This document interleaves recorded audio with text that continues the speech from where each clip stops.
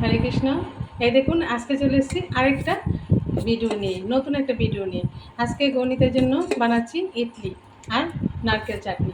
এই দেখুন গুলাটা, কারণ আমি অনেকটা করে নিয়েছি, তারপর হঠাৎ করে মনে পড়লো যে না একটু ভিডিও করি, তার জন্য মানে দেখা যাচ্ছে অল্প। এই যে এখন এখানে করে নিয়েছি, দেখুন হয়ে গেছে। এই যে এই যে খুলে নিচ্ছি একটা ছুরি দিয়ে, আর খুব সুন্দর করে উঠে যাচ্ছে। সবগুলো আগে ট্রে থেকে বের করে নিচ্ছি।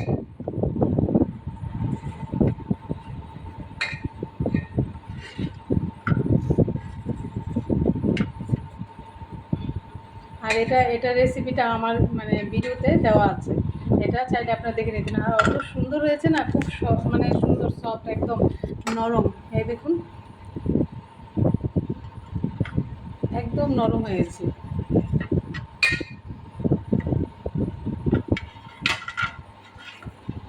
এই যে দুটো ট্রে তোলা হয়ে গেছে, একটা তুলে নিচ্ছি।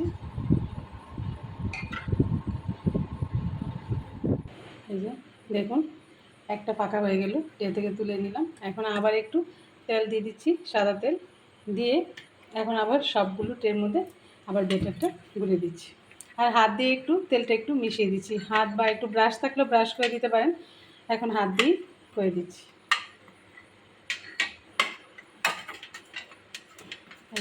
সবগুলো ব্রাশ কর মানে তেলটাকে মেশানো হয়ে যাচ্ছে। এখন আবার ওই বেটারটা একটু মিশিয়ে তারপর সবগুলোর মধ্যে দিয়ে দিচ্ছি।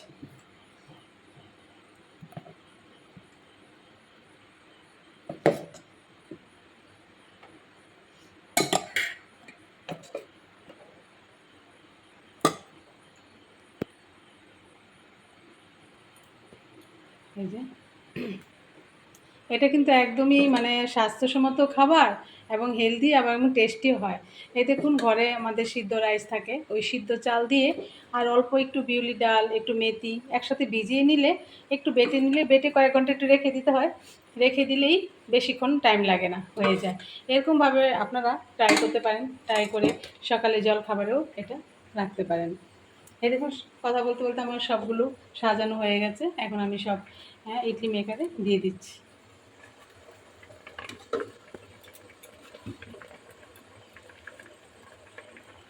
এই ডেটারিটা ভেঙে গেছে, তার জন্য একটু ধরতে অসুবিধা হয়। এই যে এখন আমি ঢাকনাটা দিয়ে দিচ্ছি।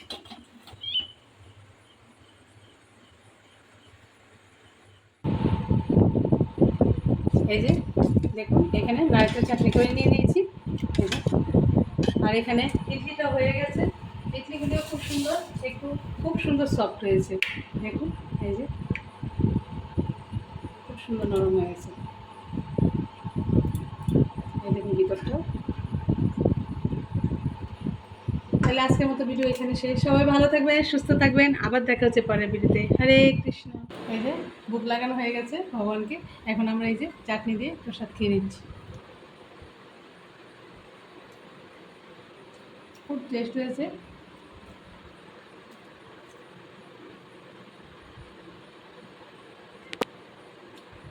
আপনারা সবাই ভালো থাকবেন, সুস্থ থাকবেন, আবার দেখা হচ্ছে পরের ভিডিওতে।